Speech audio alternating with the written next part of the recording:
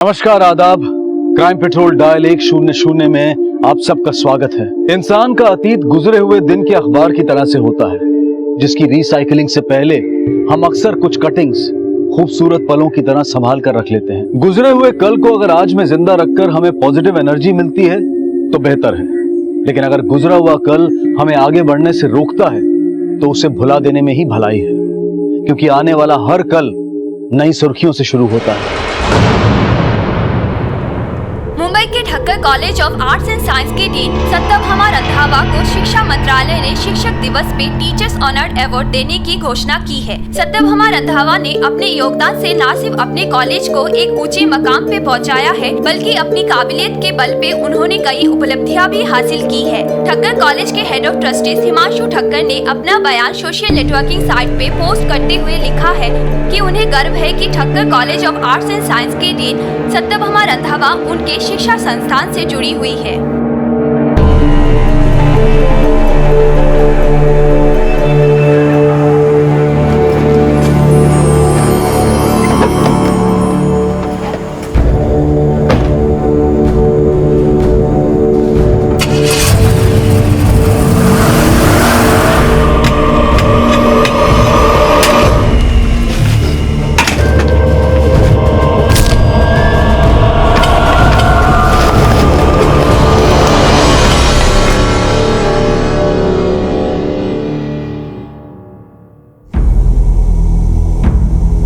तो आपका कहना है कि आपके कॉलेज की डीन सत्यभामा रंधावा पिछले 4 दिन से कॉलेज नहीं है, उसका फोन भी बंद है और वो अपने घर पर भी नहीं है। जी सर, कल एजुकेशन मिनिस्ट्री उन्हें अवार्ड देने वाली थी, लेकिन वो अवार्ड फंक्शन में भी नहीं आई, तो हमने सोचा कि आपको इन्फॉर्म कर देना चाहिए, क्योंकि कोई ऐसे मौके पर एब्सेंट कैसे हो सकता है। उनकी फैमिली कहाँ है?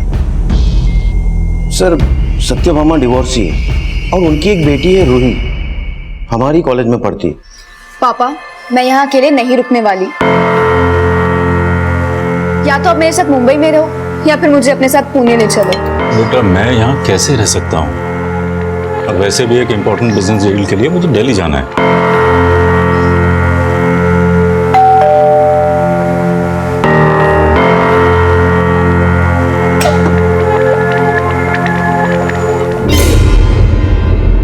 संदेश जी, सत्यभामा पिछले 4 दिन से कॉलेज नहीं गई, वो अपने घर पे भी नहीं है, उसका फोन भी बंद है, लेकिन कॉलेज अथॉरिटीज से हमें पता चलता है, आपसे नहीं, कि वो लापता है। नहीं सर, वो लापता नहीं है, अपनी मर्जी से कहीं गई। कहाँ? ये नहीं पता, लेकिन उन्होंने जाने से पहले मुझे एक मेल किया था। कैसा मेल?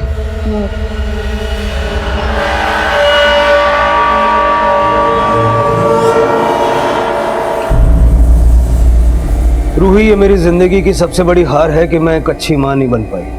मैं अपने आप को इतना छोटा महसूस कर रही हूँ कि किसी से नजरें मिलाने की हिम्मत नहीं जुटा पा रही, इसलिए मैं सबसे दूर जा रही हूँ। कब लौटूंगी ये भी नहीं जानती। मेरी फिक्र मत करना, अपना ख्याल रखना।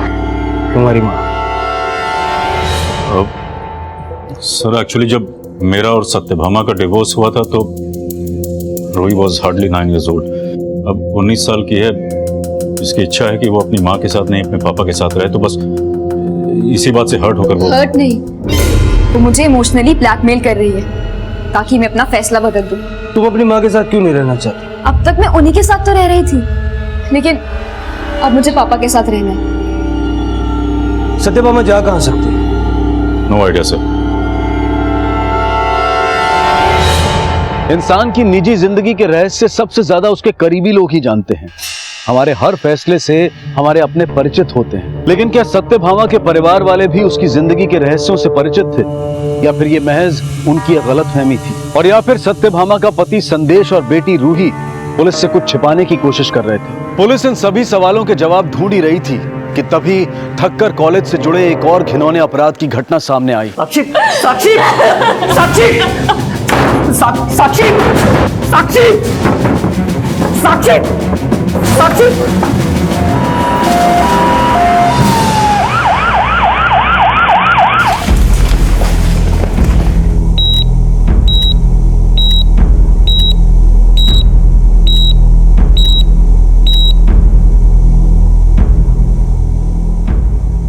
पेशेंट की सारी डिटेल्स निकाल के देना। आत्महत्या की कोशिश करने वाली लेडी का नाम साक्षी त्रिवेदी, वो ठक्कर कॉलेज में असिस्टेंट प्रोफेसर, कांदिवली में अपने मंगेतर आकाश दीक्षित के साथ रहती है, वो भी उसी कॉलेज का प्रोफेसर है। सर मैंने साक्षी को रोकने की बहुत कोशिश की, लेकिन उसने, ऐसा क्या हुआ जो उसने ऐसा कदम उठाया? सर किसी ने साक्षी का एक एमएमएस अपलोड कर दिया।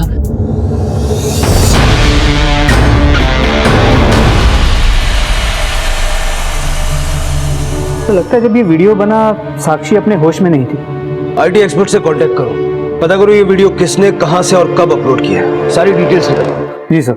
अच्छा प्रभु, ये साक्षी और आकाश उसी कॉलेज के प्रोफेसर है ना जिस कॉलेज की डीन को एजुकेशन मिनिस्ट्री अवार्ड देने वाली थी? जी सर, मैंने उस केस का भी फॉलोअप किया। कोई सत्यभामा ना ही अपने घर लौटी है और ना ही उसने अपने घर वालों से कांटेक्ट किया है। पता करो ये वीडियो बनाया कहां गया।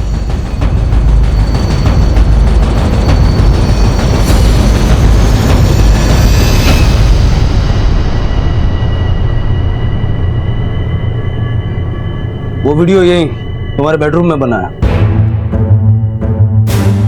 ये वीडियो तुमने ही तो? नहीं सर, सर मैं साक्षी से शादी करने वाला हूँ,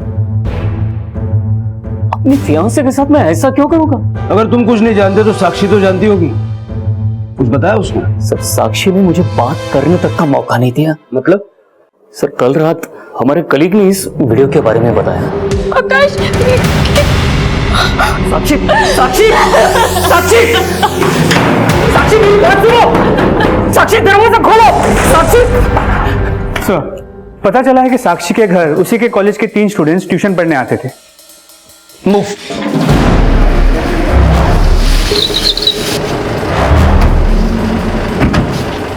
बुरा मत देखो, बुरा मत बोलो, बुरा मत सुनो। तुम तीनों ऐसे दिखा रहे हो जैसे तुम लोग बहुत ही डिसिप्लिन हो, लेकिन अगर पता चला ये कांड तुम में से ही किसी ने किया है तो? सर, मुझे नहीं लगता कि ये तीनों या कॉलेज का कोई भी स्टूडेंट ऐसी हरकत करेगा। ये किसी बाहर वाले का काम है। बाहर वाले का क्या, किसी घर वाले का भी काम हो सकता है। आकाश और साक्षी के कॉल रिकॉर्ड्स निकालो, पता करो वाकई इनके बीच सब कुछ ठीक भी था या कहानी कुछ और ही है। सर। हाँ गौतम, ठीक है सर, साक्षी को होश आ गया। चल।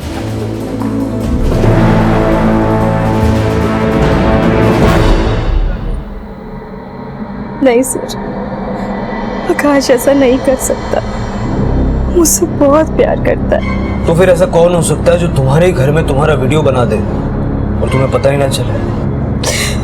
हमें पता चला है कि कुछ मेल स्टूडेंट्स तुम्हारे पास ट्यूशन पढ़ने आते हैं, कहीं ये काम उनमें से किसी का?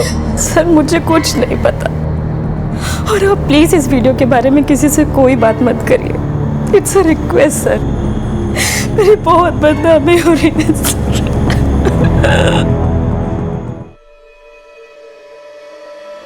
सर ये वीडियो 2 सितंबर दोपहर 12:15 बजे अपलोड किया गया है किसी फेक आईडी से। अपलोड करने वाले ने पीसी या लैपटॉप से नहीं बल्कि एंड्रॉयड फ़ोन से ये अपलोड किया गया है। Android phone? जी, लेकिन अपलोड करने के लिए सिम कार्ड का नहीं वाईफाई कनेक्शन का यूज़ हुआ है। अपलोड कहाँ से हुआ है?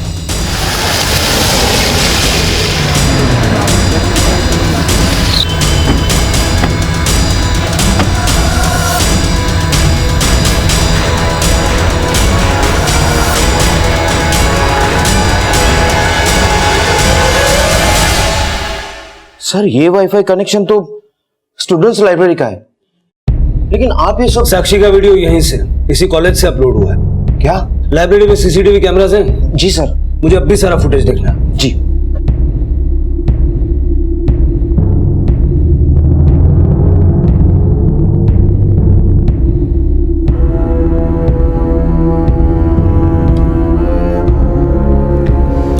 लाइब्रेरी का नीचे फर्स्ट फ्लोर।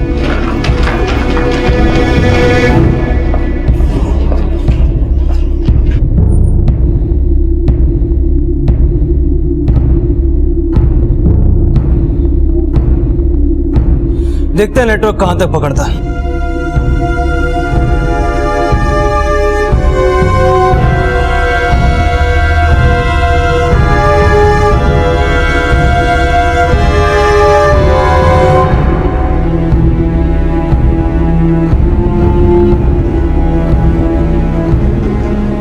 नेटवर्क तो फुल है, कैंपस में चल के देखते हैं कहाँ तक नेटवर्क मिलता है।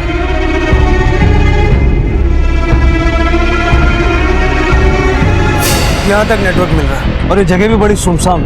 किसी ने बड़ी चालाकी से यहीं खड़े रहकर वाईफाई नेटवर्क यूज किया ताकि वो सीसीटीवी में भी ना दिखे। सर मैं 2 सितंबर को एब्सेंट था सर। सर आप कॉलेज में किसी से भी पूछ सकते हैं। यही तो तेरी चालाकी है। तू 2 सितंबर को कॉलेज में आया था लेकिन क्लास अटेंड नहीं की और अपने टीचर का वीडियो अपलोड किया। नहीं सर मैंने कोई वीडियो अपलोड नहीं किया। नहीं सर, मैं सच बोल रहा हूँ, आप मेरा विश्वास कीजिए। मैंने वो वीडियो नहीं बनाया और ना ही उसे अपलोड किया। ऐसे साइट्स पे तो मैं लॉगिन भी नहीं करता। इनफैक्ट मुझे तो ये भी नहीं पता कि वीडियो अपलोड करते कैसे। अच्छा सर सच बोल रहा हूँ सर। सर जिस IMEI नंबर के फ़ोन से वीडियो अपलोड किया गया था वो साक्षी के घर पढ़ने आने वाले तीनों स्टूडेंट्स और आकाश के फ्रेंड अंकित किसी के फ़ोन से मैच नहीं करता। पता लगाओ ये IMEI कोड वाला फोन कौन से मोबाइल स्टोर से खरीदा गया है। अब तक पुलिस के सामने 2 अलग अलग घटनाएं आई थी। पहली, सत्यभामा का अचानक लापता हो जाना और ऐसा लगना कि जैसे वो खुद अपना घर छोड़कर गई हो। MMS का वायरल होना। वैसे तो इन दोनों केसेस के बीच में कोई लिंक नहीं था सिवाय एक कॉलेज के, लेकिन जैसे ही पुलिस ने इस वायरल वीडियो की छानबीन को आगे बढ़ाया तो इस केस के तार सत्यभामा से भी जुड़ने लगे। सर ये साक्षी त्रिवेदी ओरिजिनली अहमदाबाद से। 1 साल पहले इसने कॉलेज ज्वाइन किया और करीब 3 महीने पहले इसकी सगाई हुई आकाश दीक्षित के साथ और उसके बाद ये आकाश के साथ उसी के फ्लैट में रहती है, लेकिन दोनों के बीच कोई झगड़े या अनबन की कोई खबर नहीं है। आकाश और साक्षी के कॉल रिकॉर्ड्स में कुछ सस्पिशियस निकला। सर हमने आकाश के कॉल रिकॉर्ड्स को चेक किया तो पता चला कि उसके और उसके कॉलेज की डीन सत्यभामा के बीच अक्सर बातें हुआ करती और करीब 3 महीने पहले तक उनकी मोबाइल की लोकेशन अक्सर सत्यभामा के घर की ही हुआ करती थी। सर एक बात और पता चली, सत्यभामा की बेटी रूही भी 2 महीने पहले तक रुपेश, मानव और प्रतीक के साथ साक्षी के घर ट्यूशन पढ़ने जाती थी। प्रभु ऐसा करो, इस सत्यभामा, उसकी बेटी रूही और उसके एक्स हस्बैंड संदेश के कॉल रिकॉर्ड्स में निकलवाओ। पुलिस अब ये पता लगाने में जुट गई कि साक्षी के वायरल वीडियो का केस कहीं सत्यभामा के अचानक गायब हो जाने से तो नहीं जुड़ा और सत्यभामा की कॉल डिटेल में कुछ नए समीकरण सामने आए। सर सत्यभामा की फोन लोकेशन के मुताबिक 2 सितंबर को सुबह 9 बजे से शाम 5 बजे तक वो कॉलेज में थी। कि शाम को 6 बजे से 10 बजे तक वो घर में थी। 10 बजे वो अपने घर से निकली और 10:30 बजे घोड़बंदर रोड पहुंची। घोड़बंदर रोड? जी सर। और उसके 1 घंटे 20 मिनट बाद 11:50 से सुबह 6 बजे तक उसकी मोबाइल की लोकेशन वडोदरा की तरफ मूव कर रही थी। 6 बजे वडोदरा पहुंची और उसका मोबाइल स्विच ऑफ हो गया जो अब तक बंद है। 1 घंटा 20 मिनट घोड़बंदर रोड में, वहां किससे मिलने गई हो? सर 2 सितंबर को संदेश की फोन की लोकेशन घोड़बंदर रोड की ही थी और रात 10:30 बजे तक रूही का फोन भी उसी एरिया में एक्टिव था, जिसके बाद उसका फोन स्विच ऑफ हो गया और अगले दिन रात 8 बजे जब उसका फोन स्विच ऑन हुआ वो अपने पिता संदेश के साथ पुणे में थी। सत्यभामा ने रूही को मेल किया था 2 सितंबर रात 11:45 को, यानी कि वडोदरा जाने से ठीक 5 मिनट पहले। सर उसी रात सत्यभामा ने रात 10 और 10:30 के बीच रूही को 3 वॉइस मैसेज भी भेजे थे। मैं उनका फ़ोन रिसीव करती तो वो मुझे घर बुला लेती, इसलिए मैंने फ़ोन ऑफ कर दिया। आप तब रूही के साथ थे? जी, वो एक्चुअली मैं 1 सितंबर को पूना से मुंबई आ गया था। मैं पूना में ही रहता। रुके कहाँ थे? Hotel Blue Star, Ghodbunder road, Thane. Satyabhama के फोन की लास्ट लोकेशन उस रात की घोड़बंदर रोड की है। लेकिन सर सत्यभामा हमारे साथ नहीं थी और वैसे भी मैं और रूही उसी रात पूना वापस चले गए। माना कि रूही सत्यभामा से बात नहीं करना चाहती थी, लेकिन आप तो उससे बात करके उसको अश्योर कर सकते थे ना। फैक्ट ये है कि मैं सत्यभामा से बहुत कम बात करता हूँ। जब वो गुस्से में होती तब तो बिल्कुल भी नहीं। आपको कैसे पता वो गुस्से में थी? क्योंकि मैं हमेशा के लिए पापा के साथ पुणे जा रही थी, लेकिन वो जबरदस्ती मुझे रोकना चाहती थी। तुम कहीं नहीं जाओगी और तुम वही करोगी जो मैं तुम्हें कहूंगी। मैं आपके साथ नहीं पापा के साथ रहूंगी, समझी आप? रूही, रूही रुको, रूही प्लीज बेटा, रूही। साहब मुझे नहीं पता कि मैडम और रूही में झगड़ा क्यों हुआ, लेकिन हाँ उस रात पहले रूही गई, फिर थोड़ी देर बाद मैडम भी चली गई। उस दिन बहुत गुस्से में लग रही थी साहब। वो हमेशा मुझ पे गुस्सा करती, ये मत करो, यहाँ मत जाओ, उससे मत मिलो। लेकिन अब मैं एक अडल्ट हूँ, मुझे अपने फैसले लेने का पूरा हक है। और जब मैंने पापा के साथ रहने का फैसला लिया तो बस एक मेल करके वो ये साबित करना चाहती है कि वो गिल्ट में है। तुम्हारी माँ पिछले 2 हफ्तों से लापता है, तुम्हें उनकी जरा भी फिक्र नहीं। फिर मैं भी तो अपने लेवल पर उसको ढूंढने की कोशिश कर रहा हूँ। वडोदरा में पता किया? वडोदरा। 3 सितंबर को सत्यभामा का फोन वडोदरा में बंद हुआ। वहां कोई दोस्त या रिश्तेदार है उसका? नहीं। लगता है तुम अपनी माँ के बारे में अपने पापा से ज्यादा जानती हो। हाँ, पापा और उनका रिश्ता तो सिर्फ 10 साल का था, लेकिन मैं 19 साल से उनको झेल रही हो। बोल दो, क्योंकि मुझे वैसे भी महसूस नहीं हो रहा कि तुम अपनी माँ से प्यार करती हो। प्यार तो वो भी नहीं करती थी मुझसे। जब मैं 9 साल की थी तो उन्होंने मुझे मेरे पापा से अलग कर दिया। रूही, तुम प्रोफेसर साक्षी के पास ट्यूशन पढ़ने जाती थी? हाँ। फिर छोड़ क्यों दी? ट्यूशन क्या, मैंने तो कॉलेज भी छोड़ दिया। मुझे इस शहर में रहना ही नहीं है। प्रोफेसर आकाश का तुम्हारे घर आना जाना था?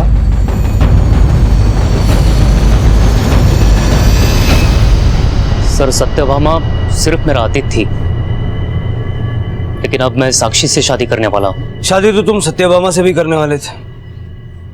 एक वक्त था जब हम एक दूसरे से प्यार करते थे। मैं उससे शादी भी करना चाहता था। तो की क्यों नहीं? क्योंकि वो शादी नहीं करना चाहती थी।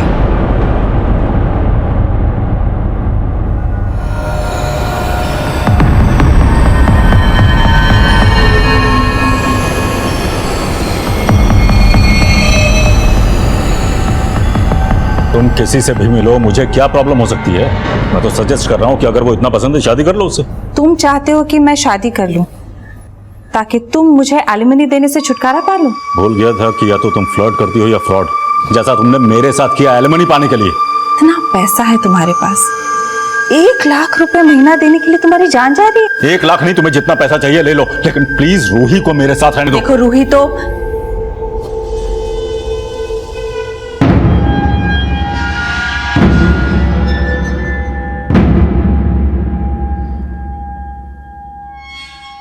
आकाश, प्लीज गलत मत समझो। कब शादी कर रही हो? तुम अभी भी मेरे प्यार पे शक कर रहे हो। मैं अब भी तुम्हें मौका दे रहा हूँ। बीवी बनाना चाहते हो ना तुम मुझे? ठीक है, बस थोड़ा वक्त दे दो। मैंने उसे बहुत वक्त दिया सर, लेकिन एक दिन उसने खुद मुझे उस रिश्ते से आजाद कर दिया।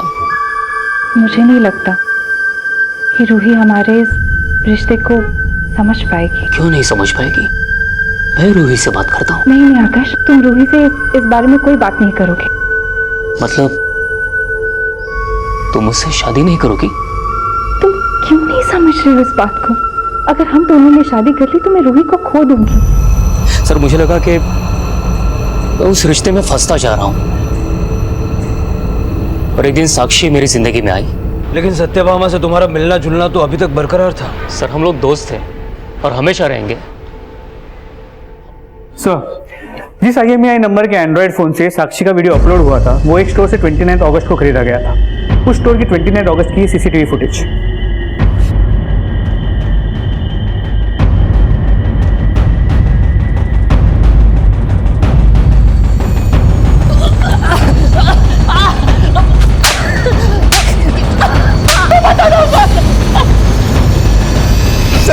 मानता हूँ कि वो वीडियो मैंने अपलोड किया था, लेकिन सच कहता हूँ सर, वो वीडियो मैंने नहीं बनाया सर, वो वीडियो रुपेश ने बनाया था। मैंने तो बस उस वीडियो को मॉडिफाई किया था सर। अरे यार जल्दी करना यार प्रतीक, कितना टाइम लगा रहा है तू? जल्दबाजी मत कर यार, थोड़ी सी भी मिस्टेक हो गई ना तो झट से पकड़ा जाएगा कि वीडियो में तू है। अपलोड किसके कहने तक किया? बस मस्ती में।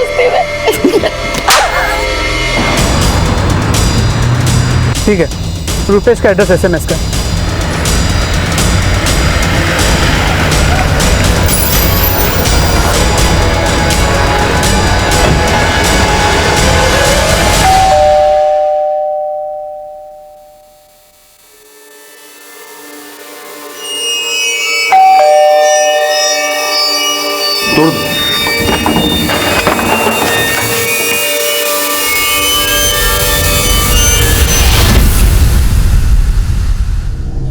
नीचे उतारो, सारा घर चेक करो। सर,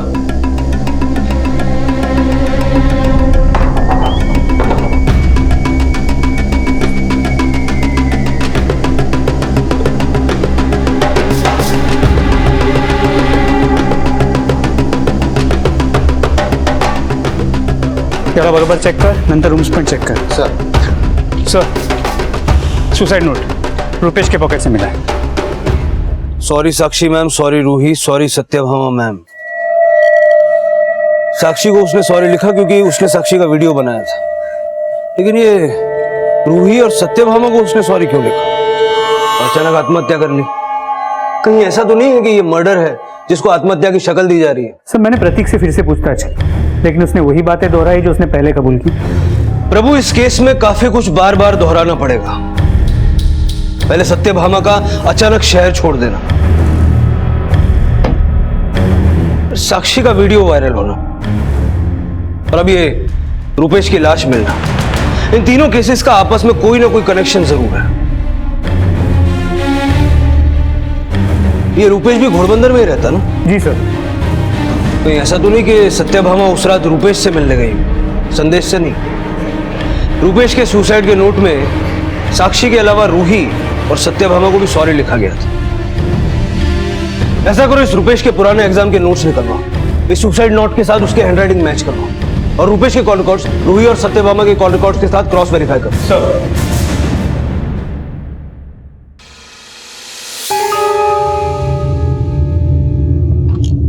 रूही, सत्यभामा का कोई मेल, मैसेज या कोई फोन आया? आपने सिर्फ ये पूछने के लिए मुझे बुलाया? नहीं, तुम्हारे बॉयफ्रेंड का सुसाइडल केस डिस्कस करना था. मेरा कोई बॉयफ्रेंड नहीं. लेकिन तुम्हारे फ्रेंड्स का कहना है कि तुम्हारा और रुपेश का अफेयर था. तुम्हारे call records, messages, social networking sites पर अपडेट्स, फोटोज, इससे तो. हाँ, रुपेश मेरा बॉयफ्रेंड था, लेकिन ब्रेकअप हो गया. क्यों हुआ ये बताओगी? मम्मी की वजह से.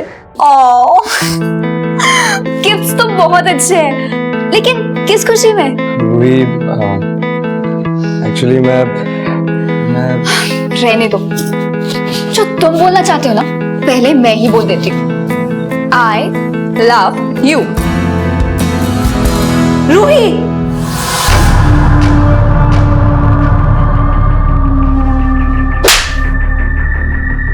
मम्मी ने रुपेश को मारा ही नहीं, उसे रस्टिकेट करने की धमकी दी. अगर मैं रुपेश से ब्रेकअप नहीं करती तो वो उसका करियर बर्बाद कर देती. रूही, तुम जानती हो तुम्हारी साक्षी मैम के साथ वीडियो में जो लड़का था रुपेश ही था. वीडियो भी उसी ने रिकॉर्ड किया. नहीं सर, रुपेश ऐसा नहीं कर सकता. आपको जरूर कोई गलतफहमी हुई है. रूही, तुम सचमुच कुछ नहीं जानती या ना जानने का दिखावा कर रही हो? मैं कोई दिखावा नहीं कर रही. 2 महीने पहले तुमने ट्यूशन छोड़ा, रुपेश से मिलना भी उससे पहले बंद किया होगा, लेकिन उसके बाद भी सत्यभामा अक्सर रुपेश को फोन करती थी. कहीं ऐसा तो नहीं कि? मुझे नहीं पता वो रुपेश को क्यों फोन करती थी. जब वो आए तब उनसे पूछ लेना. सर, संदेश ने 1 सितंबर को घोड़बंदर रोड के ब्लू स्टार होटल में दोपहर के 2 बजे चेक इन किया. वो 2 सितंबर की रात 10 बजे चेकआउट किया, लेकिन ना रूही उस होटल में गई ना सत्यभामा. प्रभु, कहीं ऐसा तो नहीं कि रूही उस रात पुणे जाने से पहले रुपेश के घर गई हो, और रूही और सत्यभामा की झगड़े की वजह संदेश नहीं रुपेश हो? संदेश, रूही और सत्यभामा की मेड कमली, इन तीनों पे नजर रखो. मुझे लगता है इन तीनों ने गलत बयानी की है. और 2 सितंबर की रात को मुंबई से वडोदरा तक के हर टोल नाके का फुटेज मंगवाओ. चेक करो कि सत्यभामा वाकई वडोदरा गई थी या सिर्फ उसके फोन को ट्रैवल करवाया गया. सर,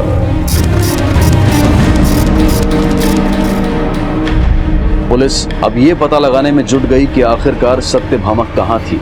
पुलिस हर एंगल से इस केस को इन्वेस्टिगेट कर रही थी, और जल्द ही सत्यभामा से जुड़ा एक क्लू उनके हाथ लगा.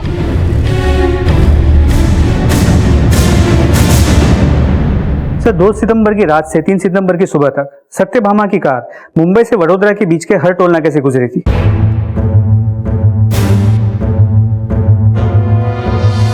गाड़ी तो सत्यभामा की है, लेकिन चेहरा ठीक से दिखाई नहीं दे रहा. इस गाड़ी ने वडोदरा के आगे कोई टोल नाका क्रॉस किया? नहीं सर. सर, पता चला कि सत्यभामा की मेड कमली ने 3 दिन पहले श्रीहरि ज्वेलर्स से 2.5 लाख की ज्वेलरी खरीदी थी. सर, मैं सच बोल रही हूँ. वो पैसा मैंने पाई पाई करके जोड़ा है. मैं चोर नहीं हूँ साहब, मैंने कोई चोरी नहीं की. रूही ने तुम्हारे नाम की चोरी की शिकायत दर्ज की है. क्या? संदेश का भी यही मानना है. वो सारे लोग झूठे हैं साहब. उन लोगों ने तो मुझे खुद 3 लाख रुपए दिए कि मैं आपसे कुछ भी सच ना बताऊं. कौन सी सच्चाई?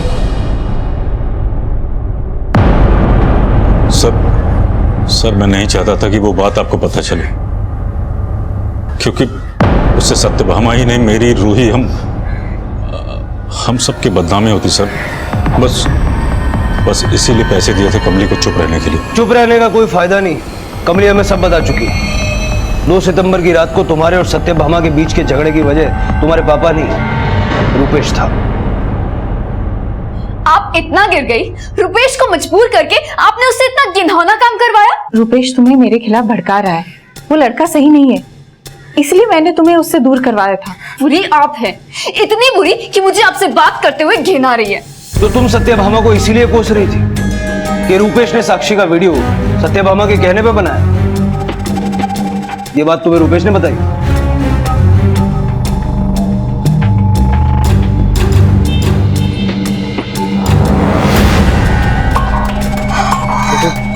देखो प्लीज मुझे तुम गलत मत समझना, तुम्हारी मॉम नहीं कहा था मुझे ये सब कुछ करने के लिए। मैंने जानबूझकर नहीं किया रूही। फिर रुपेश ने मुझे बताया मम्मी ने उसे ये वीडियो बनाने के लिए कैसे चीट किया।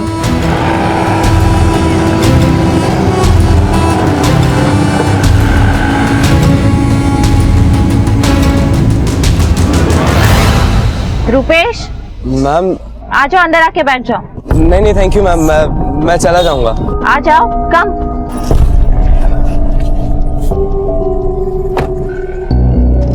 तो तुम रूही से सच्ची में प्यार करते हो या ऐसे ही फ्लर्ट कर रहे थे? नहीं मैम, मैं रूही से सच में। साबित कैसे करोगे?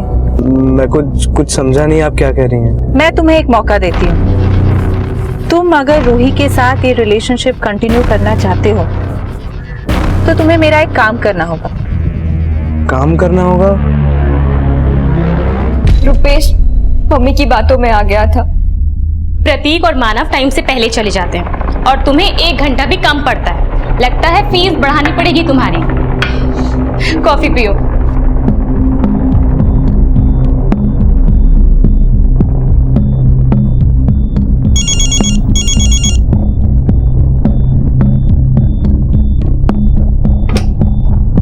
Hello hello hello, blank call थी। हाँ लिखा तुमने? कॉफी पियो, ठंडी हो जाएगी।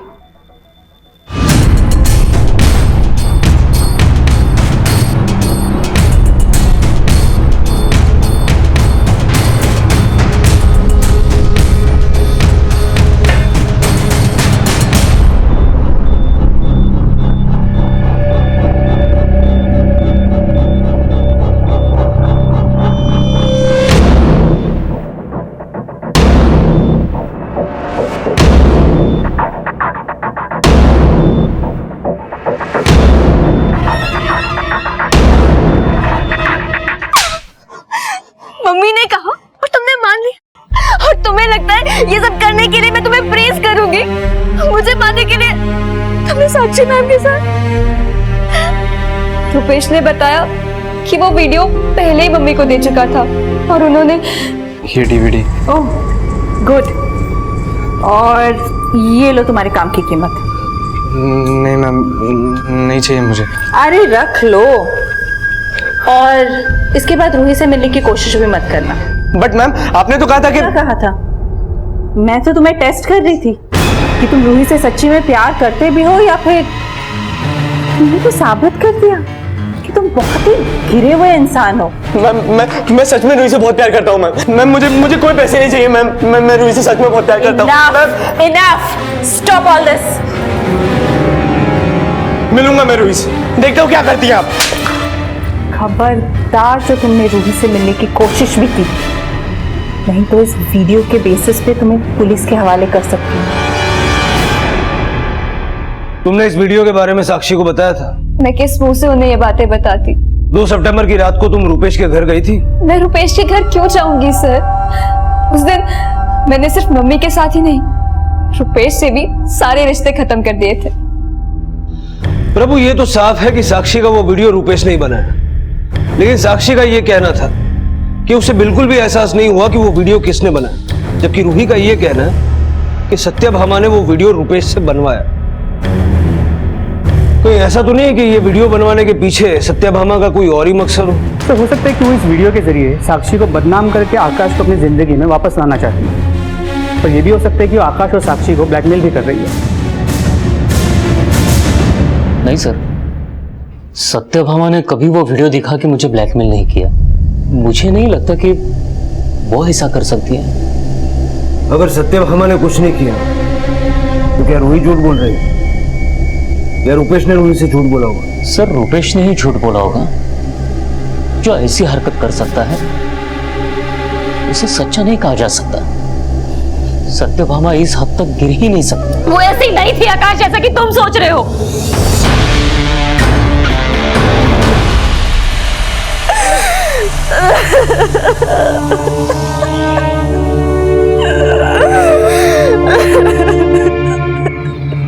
ये वीडियो सत्यभामा ने मुझे दिखाया था।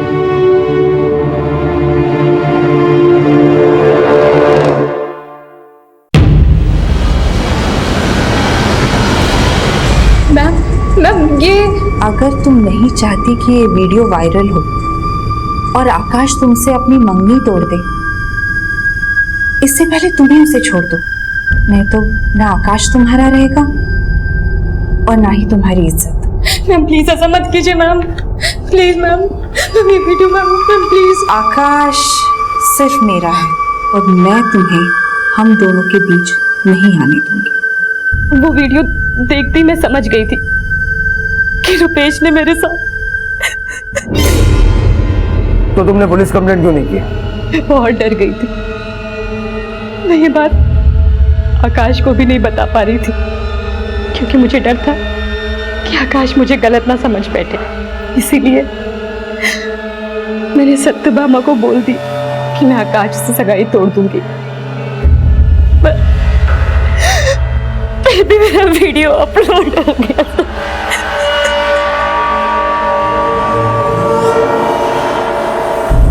तो साक्षी के बयान से ये तो साफ है कि सत्यभामा इस वीडियो के जरिए आकाश को अपनी जिंदगी में वापस लाना चाहती थी। लेकिन प्रतीक ने इस वीडियो को 2 सितंबर को ही अपलोड कर दिया। जब सत्यभामा को पता चला तो वो घबरा गई कि कहीं वो फंस ना जाए, इसीलिए शायद शहर छोड़ के भाग गई। लेकिन 2 सितंबर की रात को वो घोड़बंदर रोड पर करीब 1.5 घंटा रुकी रही। क्यों और किसके साथ? तो मुझे तो लगता है वो तब रुपेश के ही घर गई होगी अपना गुस्सा निकालने कि उसने रूही को सारी सच्चाई क्यों बताई। क्या उसे ये भी लग सकता है कि रुपेश ने ये वीडियो अपलोड किया हो उससे बदला लेने के लिए? हाँ प्रभु, लेकिन गुस्सा निकालने के लिए 1.5 घंटा? हाँ गौतम बोलो। ओके सर, सत्यभामा की कार वडोदरा के एक पार्किंग लॉट में मिली है।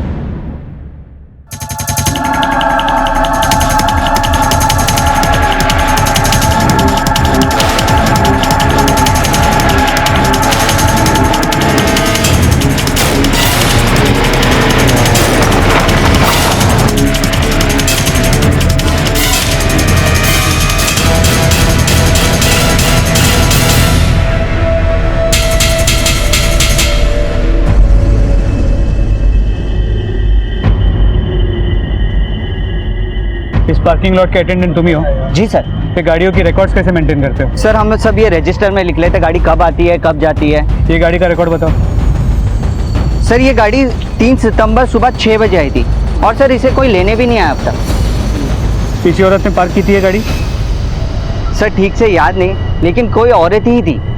सर रुपेश की पोस्टमार्टम रिपोर्ट, मौत गला घुटने की वजह से हुई है। बॉडी पे कहीं भी खरोच या मारपीट के कोई निशान नहीं थे। प्रभु, अगर ये सुसाइड है तो रुपेश के सुसाइड नोट में साक्षी और रूही को सॉरी बोलना तो समझ में आता है, लेकिन उसने सत्यभामा को सॉरी क्यों लिखा? रूही के बयान के मुताबिक सत्यभामा ने हमेशा रुपेश के साथ गलत किया, फिर उसने सत्यभामा को सॉरी क्यों लिखा? नहीं, ऐसा तो नहीं कि उसी ने सत्यभामा के साथ? तुरंत फॉरेंसिक टीम को रुपेश के घर पे बुलाओ। सर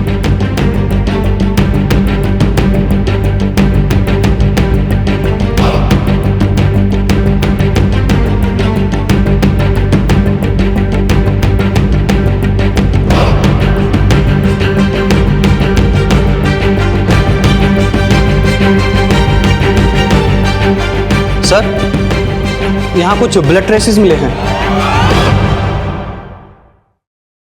कितने पुराने होंगे ये ब्लड ट्रेसेस? ये तो सर अभी एग्जामिन करने के बाद ही बताया जा सकता है।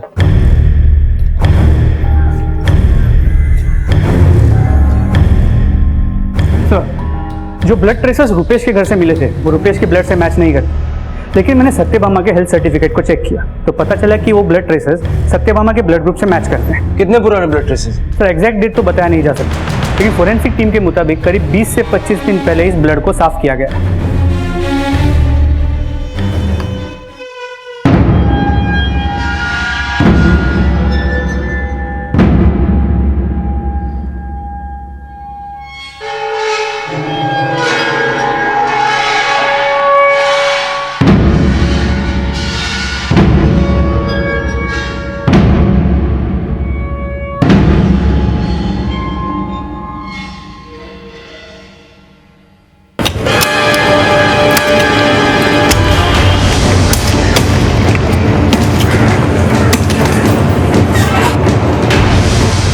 रुक जाओ। प्रभु सर,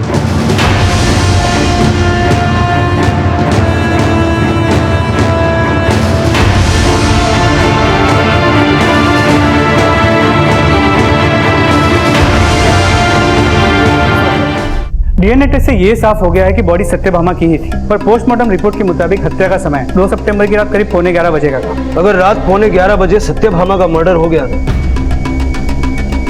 तो फिर ये कौन है जो रात 11:15 से सुबह 6 बजे तक मुंबई से वडोदरा सत्यभामा की गाड़ी और फोन लेकर पहुंची? नहीं, मैंने किसी का मर्डर नहीं किया। तुमने सिर्फ सत्यभामा का ही मर्डर नहीं किया, अपने पापा के साथ मिलकर रुपेश को भी फांसी लटका दिया, क्योंकि वीडियो अपलोड होने के बाद अगर रुपेश पकड़ा जाता तो तुम्हारे सत्यभामा के मर्डर की कहानी भी सामने आ जाती। सर आप बेकार में शक कर रहे हैं, हमने ऐसा कुछ नहीं किया है। इस केस में पुलिस की थ्योरी बार बार बदल रही थी और क्राइम इतनी प्लानिंग के साथ किया गया था कि अपराधी के खिलाफ सबूत जुटाने में पुलिस को खासी दिक्कत का सामना करना पड़ रहा था। पर फिर एक ऐसा बारीक सुराग मिला जिसने इस केस को सही दिशा दे दी। 2 सितंबर की रात को तेरे फोन का लोकेशन तेरे घर का था, लेकिन 3 की सुबह 11 बजे वलसाड़ के एटीएम से तूने विड्रॉल कैसे किया? सर वो मेरा एटीएम कार्ड खो गया था, मैंने उसी दिन बैंक में कंप्लेंट भी रजिस्टर करवाई थी। आप चाहे तो चेक कर सकते हैं सर। सर वलसाड़ एटीएम की सीसीटीवी फुटेज चेक कर ली। वडोदरा से मुंबई लौटते हुए तेरे एटीएम कार्ड से तूने नहीं, साक्षी ने पैसे विड्रॉ किए थे।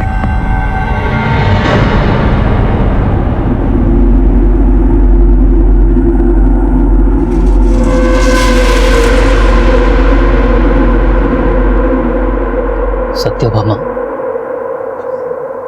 जोंक की तरह चिपट गई थी मुझसे।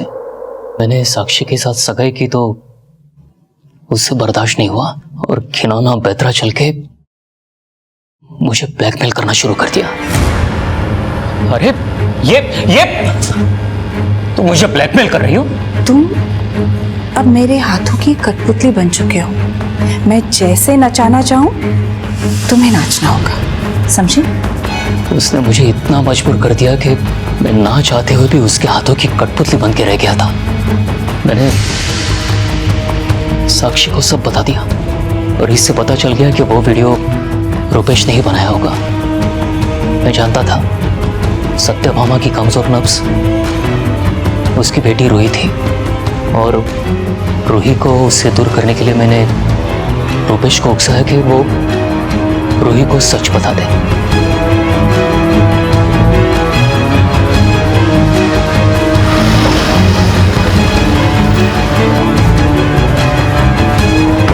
मैं जानता था सत्यभामा अपना गुस्सा रुपेश पे उतारने जरूर आएगी।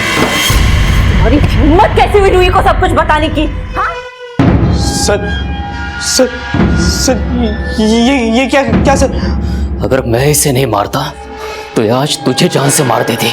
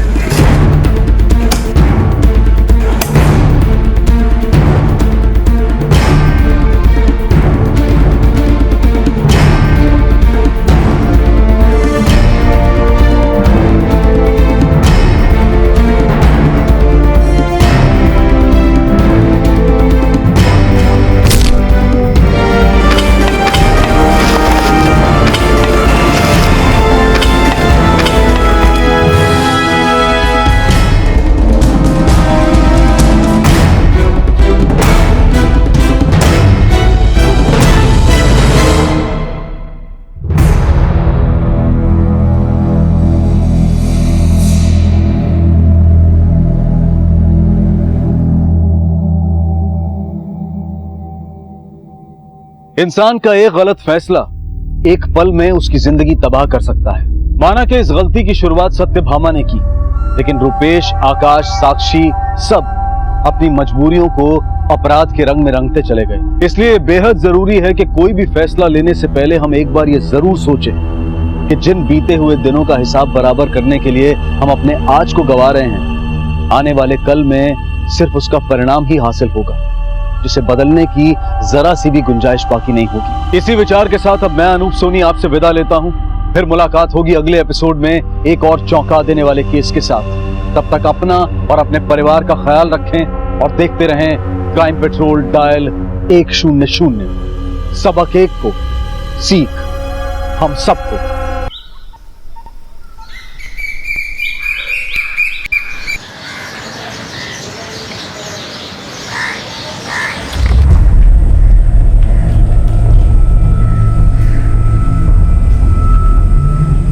पोरी, तू काम नहीं करेगी तो गुजारा कैसे होगा?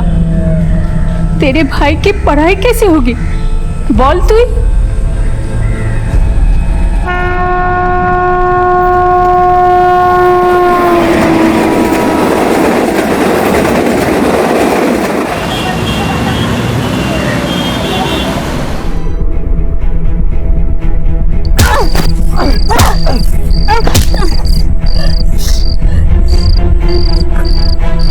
कच्चे घड़ों को जल्दी पकाने के लिए आग दिखाई जाती है, लेकिन जब कच्ची उम्र शोलों पर चलने पर मजबूर हो तो जिस्म भले ही खिलौना लगे, लेकिन इरादे किसी मजबूत पर्वत से कम नहीं होते।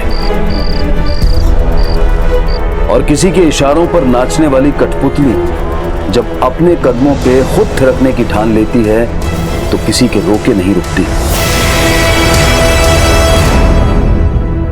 ये केस एक ऐसी बच्ची का है जिसका बचपन अभावों में गुजरा और इन्हीं अभावों में तबाह भी हो गया। तो क्या अपनों की बुनियादी जरूरतों को पूरा करने की कोशिश ने ही पोरी को एक अपराधी बना दिया था? आखिर क्या वजह रही होगी कि पोरी गुनाहों की सीढ़ियां चढ़ रही थी और एक मामूली चोर से एक खूनी और एक बच्चा चुराने वाली बन गई?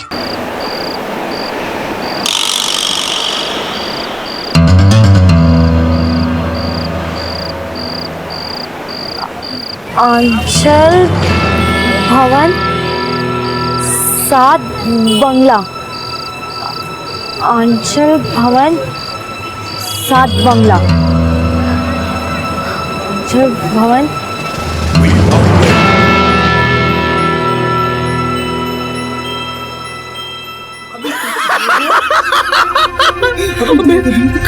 कहाँ से लाए यार तुम?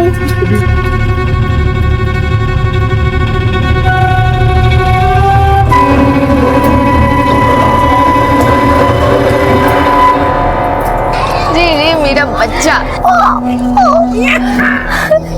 कितना खिलखिला जाता है ये बाहर आकर। वैसे धूप भी जरूरी है बच्चे के लिए, रोज लेके आया करो। कहाँ धूप, मुंबई के मौसम का कोई भरोसा नहीं, कभी भी बारिश हो जाती है। और वैसे भी मैं इसे रोज रोज बाहर नहीं निकालूंगी, नजर लग जाती है।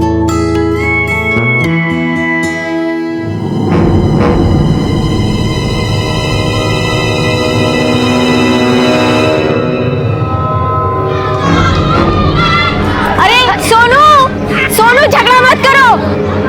अरे सोनू, अरे रुको।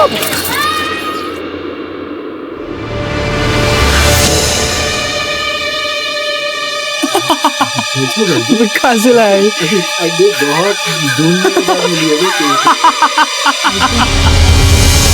आर्या,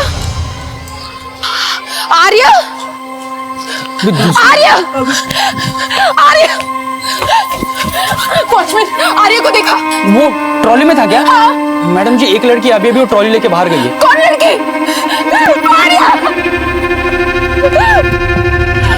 आर्या, आर्या, आर्या, मेरा बच्चा, आर्या,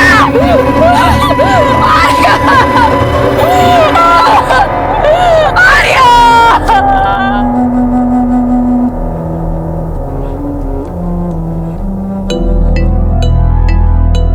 आपको पता है कौन थी वो लड़की जो आपका बच्चा चुरा के भागी है? नहीं मैडम, मुझे नहीं पता। अग्निहोत्री जी के ड्राइवर ने उसे देखा था। सर मैंने उसका चेहरा तो नहीं देखा, पर कोई 15-16 साल की लड़की होगी। गंदे से कपड़े पहने हुए थे। मुझे लगा बच्चे की आया है तो बाहर घुमाने ले जा रही है। ठीक है, जा सकते हो। अगर वो लड़की किसी किडनैपर गैंग से है तो बच्चे के पेरेंट्स को फिरौती के लिए कॉल आ सकता है। उनका फोन सर्वेलेंस पे डलवाओ और चाइल्ड ट्रैफिकिंग और बेगर्स गैंग से जुड़े जितने भी क्रिमिनल्स रिहा हुए हैं सबको लाइन अप करो। Okay sir. और एक टीम आंचल भवन के आसपास के एरिया में पूछताछ के लिए भेजो, शायद उस लड़की का हुलिया सामने आए। Right sir.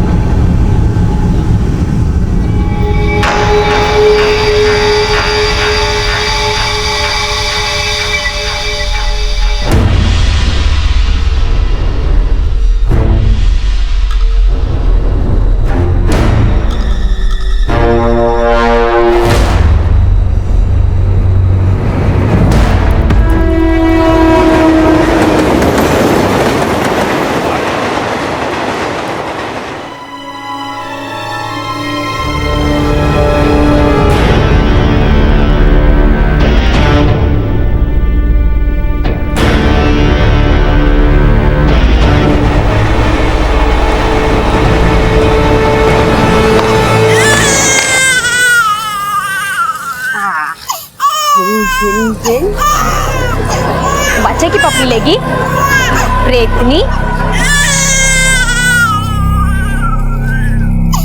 ए रो मत, ये देख भिन भिन बंद हो गई, अब क्यों रोना है? यार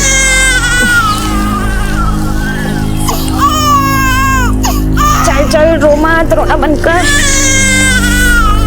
ले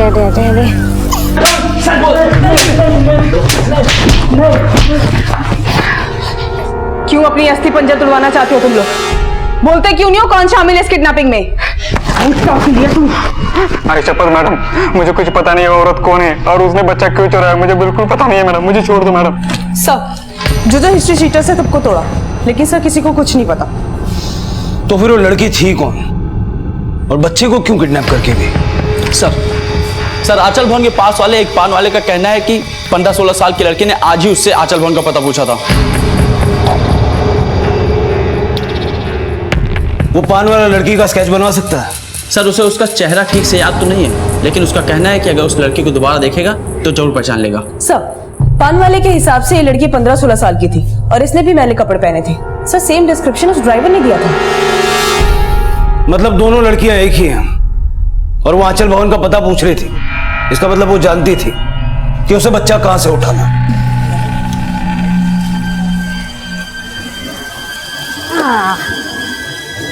ए हीरो, ये देख तेरे लिए बिस्तर लाया है।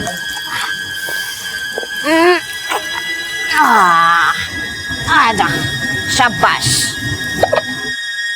ये क्या हिचकी? कौन याद कर रहा है तुमको? लोमड़ी या सियार या फिर तितली? ये अब रो क्यों रहा है? रे रे रो क्यों रहा है अब तू? इतना रोएगा, चुप हो जा।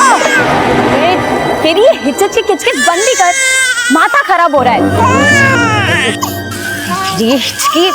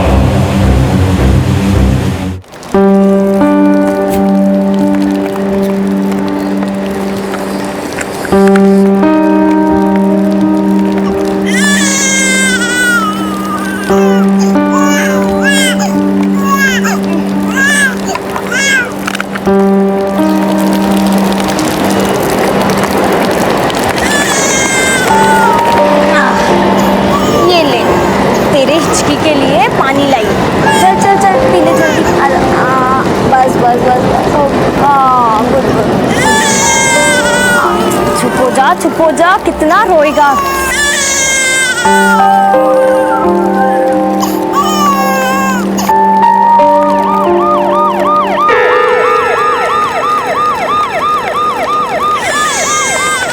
बच्चे की रोने की आवाज। एक मिनट रुकना।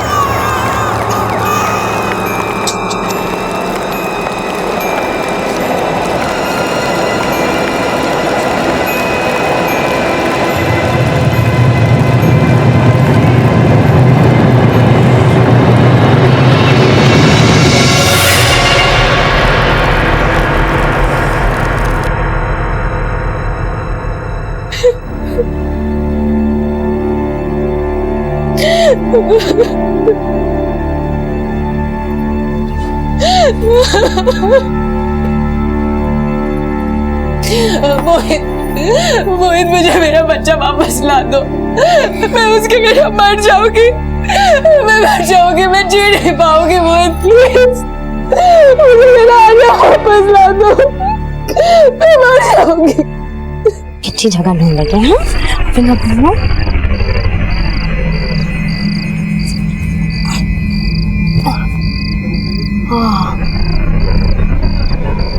ये बिल अच्छा है ना? चल आजा। ए देखो, ये है हमारा नया बिल। अब हम दोनों को इधर ही टाइम पास करना है। हाँ, पुलिस भी हमें नहीं पकड़ पाएगी, है ना? फिर हम दोनों यहाँ से चले जाएंगे और शिकारी बाल नोचते रह जाएंगे। झूठ नहीं बोल रही मैं। रुक जा एक मिनट। ए देखो, ये है हमारा टिकट। देखा? देख तो ऐसे रहा जैसे सब समझ में आ रहा है। खोका घुमोलो पाराजू रोलो बोर गिएलो दिशे भूल भूलिते ध्यान खेचे काज ना दिगो किसे। पूरी उम्र में छोटी थी लेकिन समझ में काफी परिपक्व। उसके हाव भाव से तो यही लग रहा था कि वो इस बच्चे को कोई नुकसान नहीं पहुंचाना चाहती थी, लेकिन उसने ये बच्चा क्यों और किस मकसद से किडनैप किया, इसका खुलासा होना अभी बाकी था। और इसी बीच पूरी के हाथों हुए एक और अपराध का खुलासा हुआ।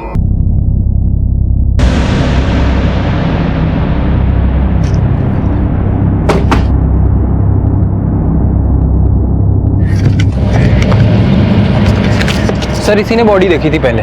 अच्छा, बॉडी कब देखी? सर आज सुबह जब मैं इधर से गुजर रहा था तब। शायद इसी पत्थर से उसे मारा गया है। बॉडी टर्न करो।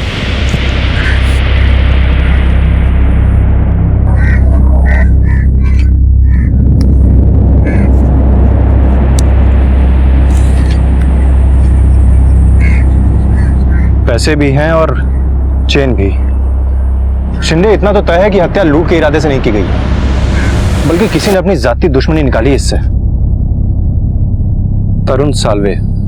सर आर्य 2 दिन से लापता है और अब तक आप कुछ पता नहीं लगा पाए।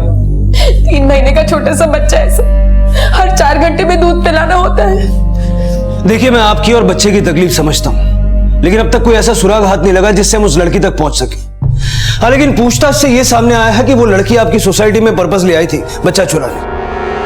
किसी लड़की से आपका डायरेक्ट या इनडायरेक्ट कोई कनेक्शन है जो आपके बेटे को किडनैप करे? सर अगर हमें किसी पे शक होता तो हम आपको पहले ही बता देते।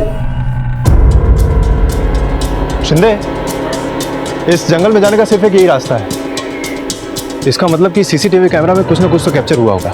एक काम करो, पिछले 3 दिनों के सारे फुटेजेस मंगवाओ।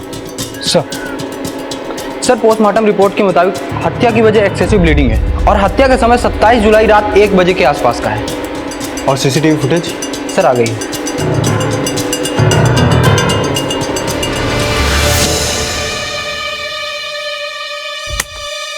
कि लड़की इतनी रात में? फॉरेंसिक रिपोर्ट के मुताबिक ये तो हत्या के बाद की फुटेज है। शिंदे, यहाँ पर 2 बातें हो सकती हैं। या तो इस लड़की ने मर्डर होते हुए देखा है, या तो इसने मर्डर किया है। एक काम करो, इस लड़की की तस्वीर सारे थानों में सर्कुलेट करो और पता लगाओ कि ये लड़की कौन है।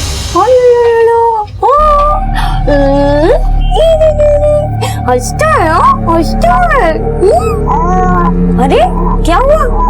उंगली क्यों चूस रहा है? भूख लगी है क्या? हाँ, वैसे भी तूने कल रात से कुछ नहीं खाया है, लेकिन मैं तुम्हारे लिए दूध कहाँ से लाऊं?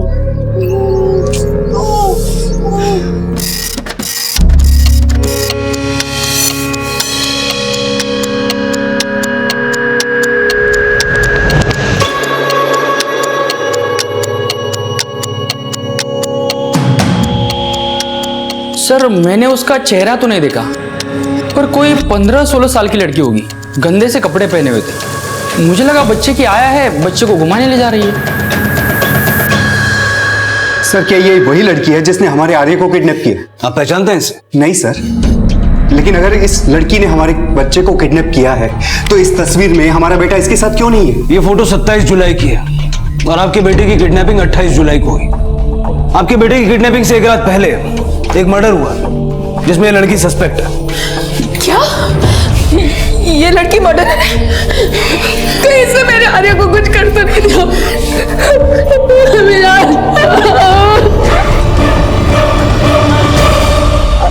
दादा थोड़ा दूध मिलेगा, बच्चे को भूख लगी है। पैसे हैं तेरे पास? जैसे तू मुंडी हिला रही है ना, वैसे कदम हिला।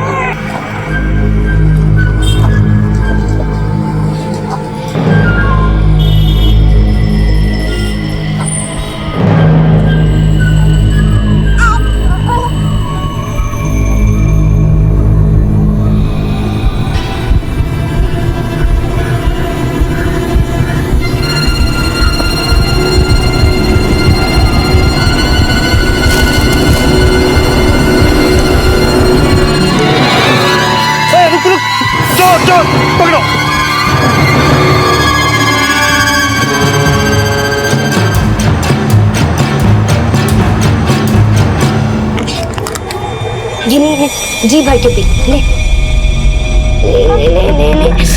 अरे क्या हुआ? उल्टी क्यों कर रहा है लड़का भी?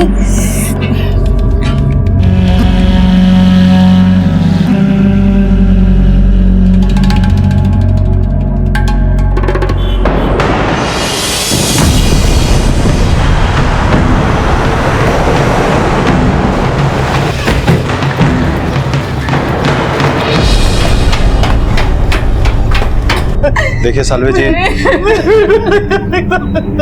ये सच है कि अब आपका बेटा इस दुनिया में नहीं है।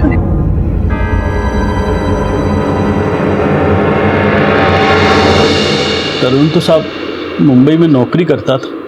कैसी नौकरी? किसी सेठ के ड्राइवर था साहब। आपका बेटा मुंबई में रहता कहाँ था? ये तो पता नहीं साहब। आप लोग इस लड़की को पहचानते हैं? नहीं साहब, कौन है ये? हालांकि तरुण के माता पिता पोरी के बारे में कुछ भी नहीं जानते थे, लेकिन पुलिस को लग रहा था कि तरुण और पोरी के बीच में कोई ना कोई कनेक्शन जरूर है। पोरी ने तरुण का मर्डर क्यों किया, यह सवाल उतना ही रहस्यपूर्ण था जितना कि पोरी का मोहित के बच्चों को किडनैप करना। और इन सवालों के बीच पोरी की जिंदगी के कई ऐसे राज छुपे थे जो इस केस को बेहद पेचीदा बनाने वाले थे। सर ये तरुण साल्वे है। सर मैंने बोरीवली पुलिस स्टेशन में तरुण साल्वे केस के बारे में जानकारी ली। ये भिवानी का रहने वाला था, लेकिन सर तरुण साल्वे के परिवार वालों ने इस लड़की को आइडेंटिफाई नहीं किया जो कि तरुण साल्वे केस की सस्पेक्ट है। और पटेल परिवार के बच्चे के किडनैपिंग की भी। ये तरुण मुंबई में रहता कहाँ था? हो सकता है वहां से इस लड़की के बारे में कोई इंफॉर्मेशन मिले। सर तरुण ने अपने पेरेंट्स को मुंबई का कोई एड्रेस नहीं दिया था। क्या कहीं ऐसा तो नहीं कि ये दोनों चाइल्ड ट्रैफिकिंग के किसी गैंग से ताल्लुक रखते हो? सर एक दंपत्ति ने उस लड़की को पहचान लिया है जिसने किडनैपिंग की थी। सर ये मेरा मेट थी। नाम क्या है इसका? कहाँ की रहने वाली है? पोरी, पोरी नाम है इसका, बंगाल से आई है ये। सर 1.5 साल पहले चोरी करते हुए मेरी वाइफ ने रंगे हाथों पकड़ा है इसे सर।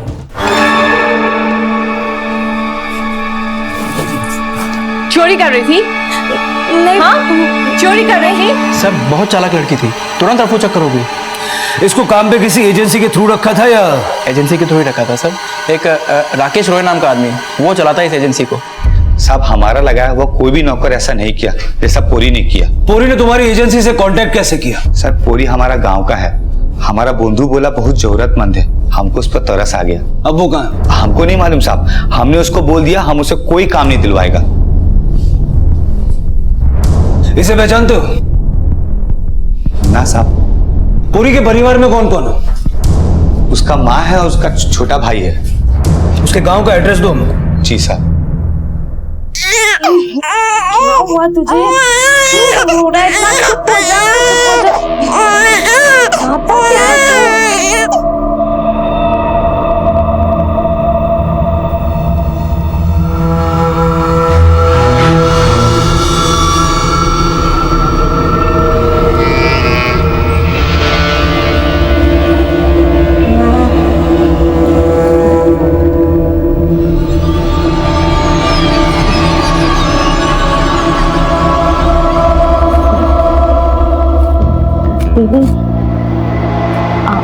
कुछ पूछना था।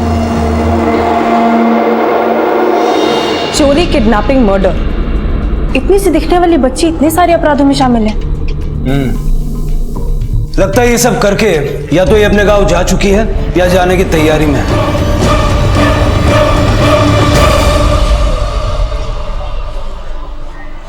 ₹30।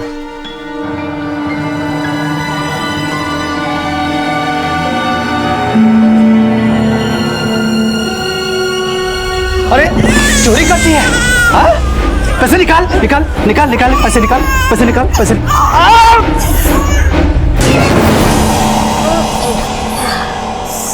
तेरी भूख प्यास मिटाने के चक्कर में कितना भागा दौड़ी कर रही हूँ मैं। इतना तो अली बाबा के 40 चोर भी नहीं दौड़े होंगे। और तू हंस रहा है? हाँ, वैसे क्या देख रहा है? हाँ, देख, अब इससे भी खाना पड़ेगा मुझे।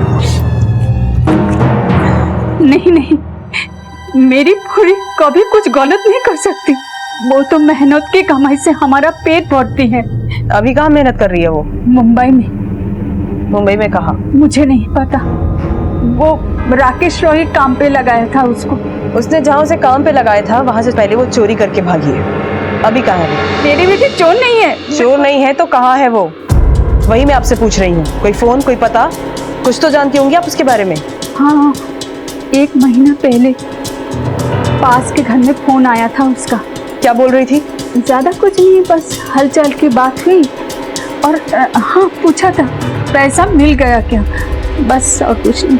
कितना पैसा भेजती थी वो? 5000 रुपये हर महीने मेरे खाते में आ जाता है। इसको जानती है? नहीं। कौन है ये?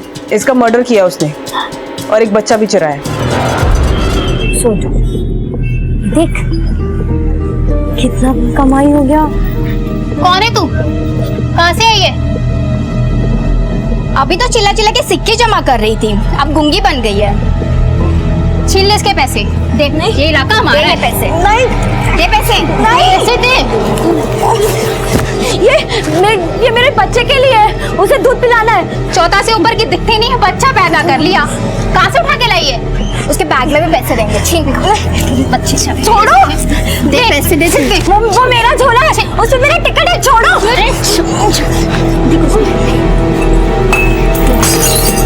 छोड़ो सर, मेरा झोला वापस दो। मैं मेरे झोले के बिना नहीं जाऊंगी। मेरा झोला तो मैं मार दूंगी। पागल हो गई है? पत्थर लेके आ जाओ। मैं पागल, मेरा झोला वापस दो। झोला दो। रुका, क्या लगा के रखा है तुम लोग ने? साहब ये पागल है, चोरनी है साहब, बच्चा चुरा के लाइए।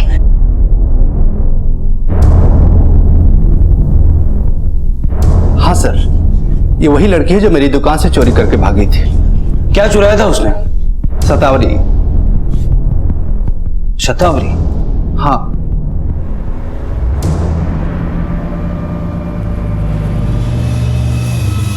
बड़ी शेरनी बननी थी ना। अब पुलिस चूहे की तरह धुनाई करेगी ना, तब अकल आएगी।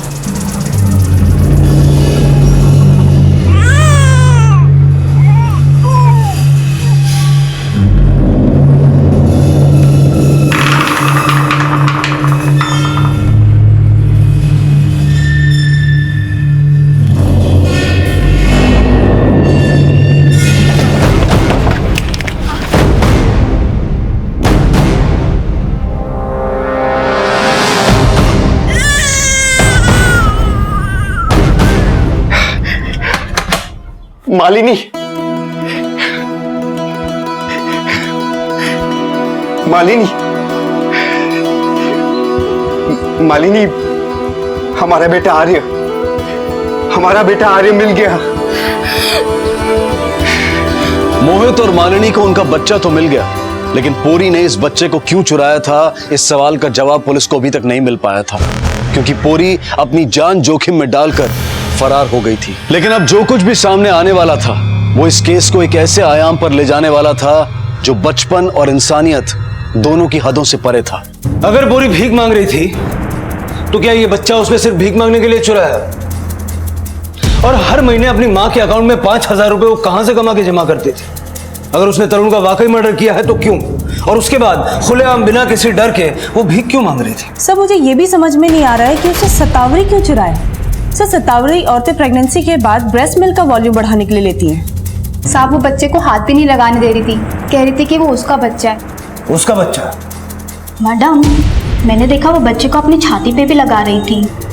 तुम्हारा मतलब वो बच्चे को दूध पिला रही थी? शायद, वरना वो नौटंकी भी कर सकती है, क्या पता। आर्य मेरा और मालिनी का बेटा है। इस फाइल में आर्य का बर्थ सर्टिफिकेट और मालिनी के डिलीवरी रिपोर्ट्स हैं। आप कुछ भी बोल रहे हैं। देखिए ज्यादा तैश में मत आइए।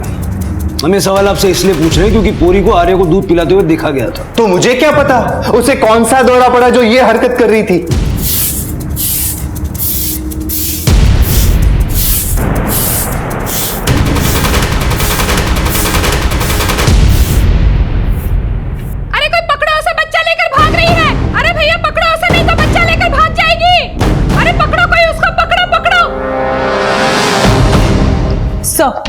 मैंने आर्य का बर्थ सर्टिफिकेट और मालिनी का डिलीवरी सर्टिफिकेट क्रॉस चेक करा है। सो हॉस्पिटल के रिकॉर्ड के मुताबिक आर्य मालिनी की कोख से ही पैदा हुआ है। सर, मलाड के अनाथालय से एक बच्ची चोरी हो गई है और वहां की वार्डन ने पोरी को आइडेंटिफाई कर लिया है।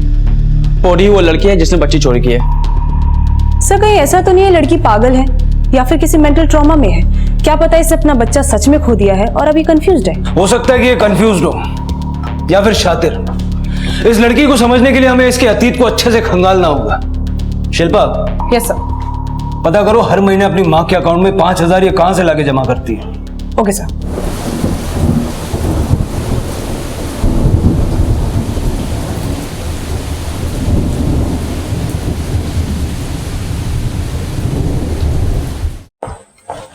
सर, पोरी की माँ के सहकारी बैंक के खाते में मलाड के एक ब्रांच से कैश जमा किया जाता है, लेकिन सर ये पोरी नहीं जमा करती। तो फिर कौन करता है? बताता साहब पोरी का माँ का खाता में पैसा हम ही डालता था साहब। मतलब तू चाइल्ड ट्रैफिकिंग का धंधा करता है और पूरी तेरे लिए बच्चे किडनैप करके लाती है? ना साहब। तो पैसे क्या खैरात में बांटता है? हमको कोई और पैसा देता था साहब। कौन? तरुण साल्वे। इसे पहचानते हो? ना साहब। तरुण साल्वे को तो तू जानता ही नहीं था ना? हम झूठ बोल रहा था। क्यों देता था वो पैसे? साहब चोरी के चलते जब पूरी का काम छूटा था तो तरुण साल्वे उसको काम दिलवाया था। यही दोनों मिलकर कुछ खिचड़ी पका रहा था साहब। तरुण साल्वे के मर्डर में तेरा क्या हाथ है? हमारा कोई हाथ नहीं है साहब। तू तरुण को जानता था, ये बात हमसे पहले क्यों छुपाई? तो तरुण साल्वे हमको 8,000 रुपये महीना देता था। हम पूरी का माँ का खाता में खाली 5,000 रुपये डालता था, इसलिए झूठ बोला। कहाँ से लाती थी पूरी 8,000 रुपये? हाँ हमको नहीं मालूम साहब, इसके अलावा हमको कुछ नहीं मालूम। भगवान कसम साहब। ये तरुण रहता कहाँ था?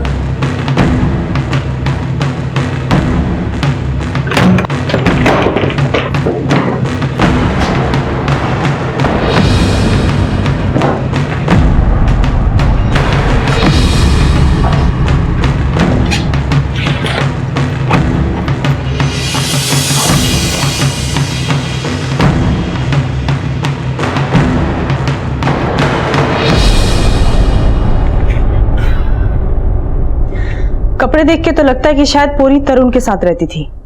18, 19, 20 तो बहुत कम पैसा है। इतने पैसे में मुंबई से कैसे निकलेंगे? कुछ और करना पड़ेगा, पर क्या कर सकते हैं? ए दादा आओ आओ, दीदी आप भी आओ, मैं खेल दिखाऊंगी। मैं इस बच्चे के लिए कुछ भी कर सकती हूँ। दादा आओ आओ, दीदी आप भी आओ, सब आओ, मैं खेल बताऊंगी। मैं ये ईटा है ना, मैं ये ईटा भी खा सकती हूँ।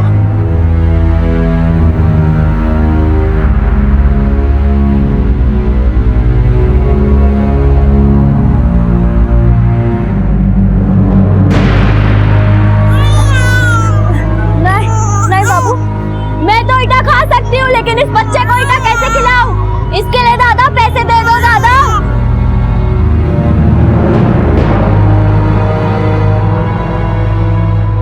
सर मैंने तरुण का नंबर क्रॉस वेरीफाई कराया है। सर पिछले 3 महीने तक वो एक नंबर, इस नंबर पे सर लगातार टच में था, जिसपे वो पिछले 1 साल से बातचीत भी कर रहा है सर। फिर सर जब मैंने इस नंबर को क्रॉस वेरीफाई कराया तो पता चला कि ये नंबर मोहित पटेल के नाम पे रजिस्टर्ड है, जो पिछले 3 महीने से बंद है। मतलब मालिनी की प्रेगनेंसी के दौरान तरुण और मोहित दोनों के बीच लगातार बातचीत होती थी,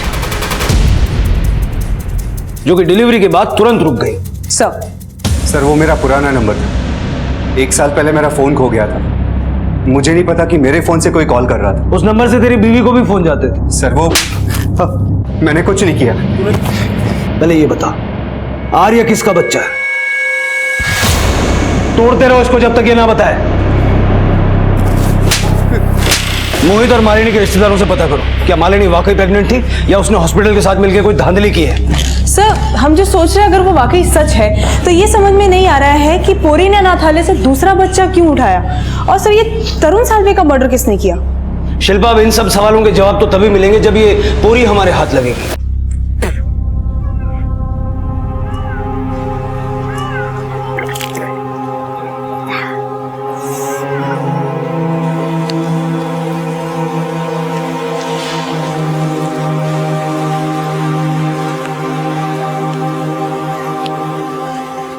ए चुटकी, खेल देखा मेरा? ये देख कितने पैसे मिले, देखा? मजा आया ना? अब सब ठीक हो जाएगा और फिर हम दोनों गांव जाएंगे और फिर हमें कोई नहीं ढूंढ पाएगा, है ना? अरे तू इतनी शांत क्यों है? लाल तो बड़ा परेशान करता था, हिचकी उल्टी सब लफड़े करता था, लेकिन तू इतनी चुप क्यों है? हाँ, भूख लगी है क्या? अरे ये क्या, तू तो बहुत गर्म है, तुझे तो बहुत बुखार है। चुटकी बहुत गर्म है,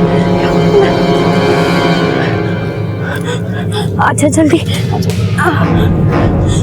कुछ नहीं होगा चुटकी, तुझे दवाखाना लेके जाऊंगी, कुछ नहीं होने दूंगी चुटकी को, कुछ आजा।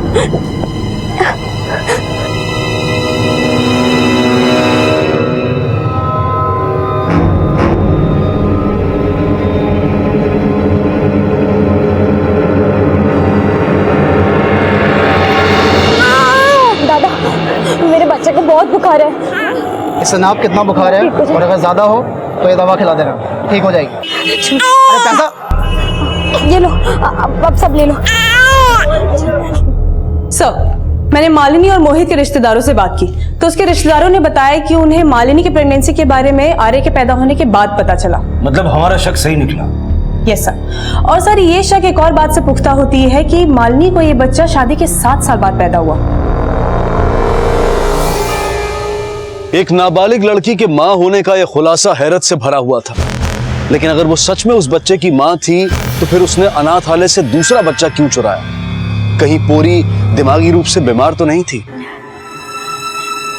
ये क्या है? अरे दवा देख, दवा है ना, हम दवा पीते हैं। हाँ 1 मिनट। हाँ दवा पीना। शाबाश, अब ना सो जा, ठीक है चुटकी? ठीक हो जाएगी ना फिर, सो जा।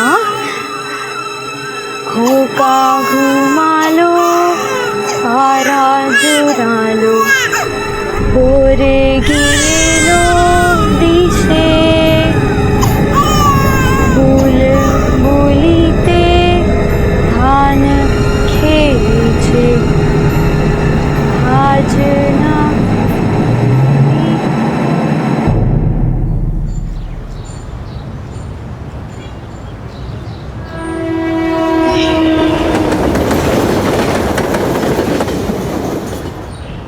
चुटकी अब तक सो रही है? ये देख, तेरा बुखार तो पूरा उतर गया है। चुटकी, ए चुटकी, क्या हुआ? तू रो क्यों नहीं रही है? हाँ ए चुटकी, क्या हुआ तुझे? चुटकी, चुटकी, चुटकी, चुटकी आँख तो खोल। चुटकी क्या हुआ तुमको? चुटकी, चुटकी,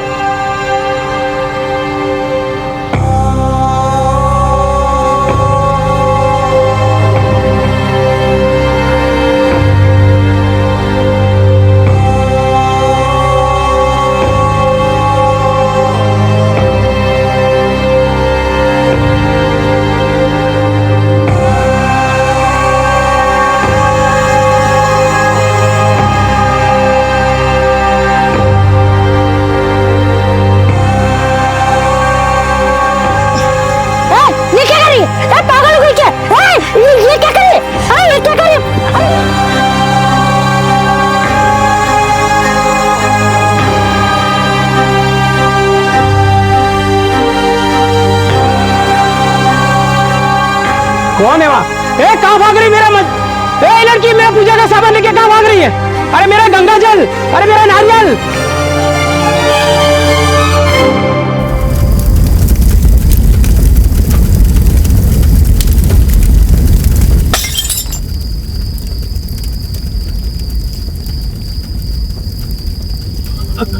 कौन? क्या चाहिए?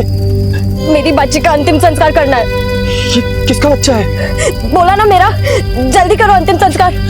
इसका नहीं तो आत्मा भटकेगी इसकी। कोई चालाकी नहीं है? हाँ, कोई चालाकी नहीं करूंगा। करता हूँ।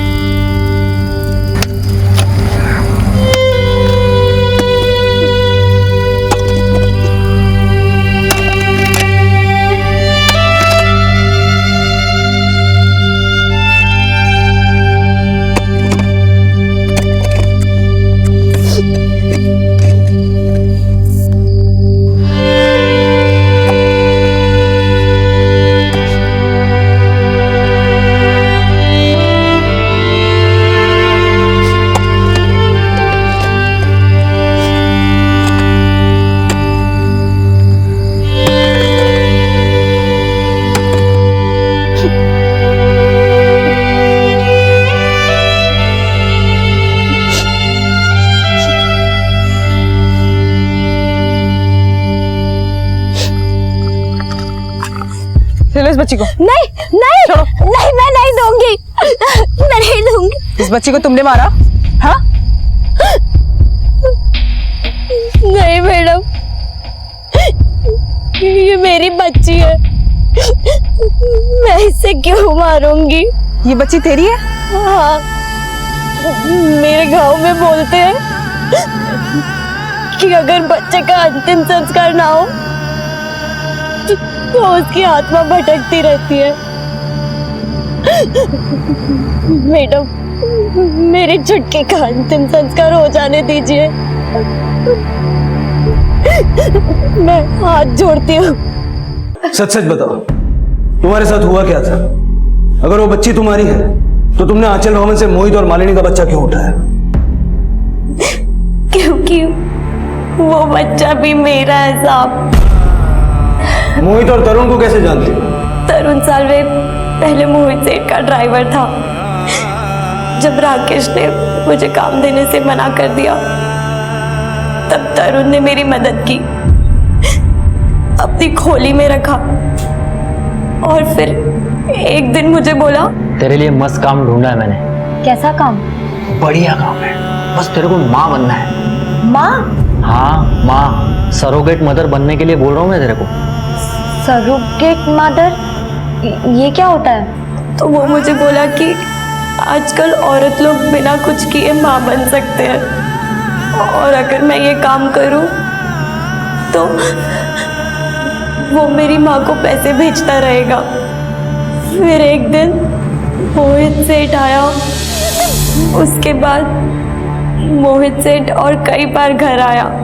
वो घर आता, तरुण को पैसे देता और मेरे साथ जबरदस्ती करता और ये सब तब तक चलता रहा जब तक मैं गर्भवती नहीं हुई। सर, मैंने पैसे दिए थे। रेप करने के पैसे दिए थे या नाबालिग लड़की को प्रेग्नेंट करने के? कभी भी माँ नहीं बन सकती, इसीलिए तूने अपने पति के कुकर्म से एक नाबालिग की कोख खरीदनी चाहिए। मोहित सेठ ने मेरे साथ गलत किया, लड़के को अपना बना लिया और लड़की को अनाथालय छोड़ दिया। तरुण सालवे को क्यों मारा? क्योंकि उसने भी मोहित सेठ का साथ दिया, मेरे बच्चे उन्हें दे दिए और झूठे कागज दिखाकर मुझे बोला कि ये बच्चे मेरे नहीं है। लेकिन साहब, मैंने जैसे तैसे मोहित सेठ और अनाथालय का पता निकाला, लेकिन तरुण वो पता भी मुझसे छीनना चाहता था।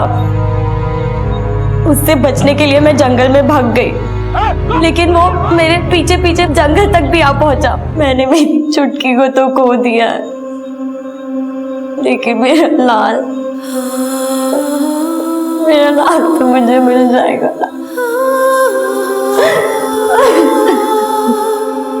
अपना और अपने परिवार का पेट भरने के लिए पूरी जो संघर्ष कर रही थी, उस संघर्ष में पूरी जैसे न जाने कितने बच्चे अपने परिवार से दूर दरबदर की ठोकरें खा रहे हैं। लेकिन किसी की भूख और प्यास का इतना सस्ता सौदा कोई कैसे कर सकता है कि पहले एक नाबालिग को अपनी हवस का शिकार बनाए और फिर उसकी कोख से अपना कुल दीपक पैदा करवाने की सोचे।